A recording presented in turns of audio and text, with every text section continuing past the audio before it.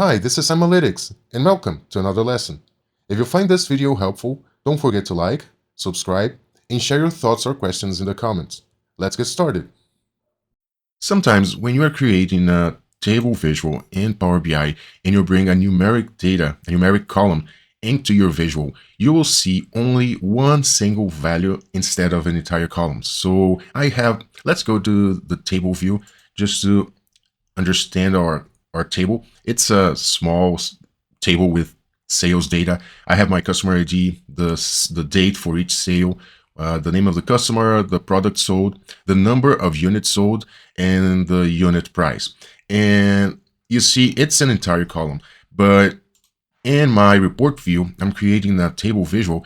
If I bring into my visual, for example, the unit sold column, instead of an entire column, like here, the unit sold, you see it's an entire column, but in my visual, it will appear only as a single value or a scalar value.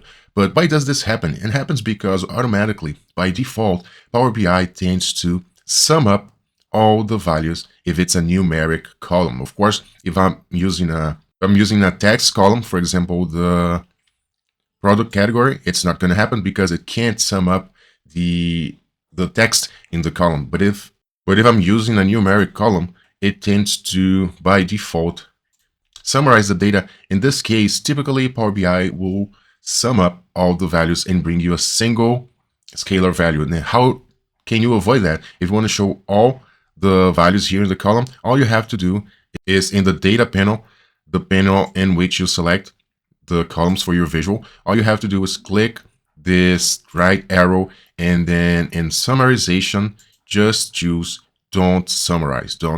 So then you will have your entire column shown in your visual, just like in the original table.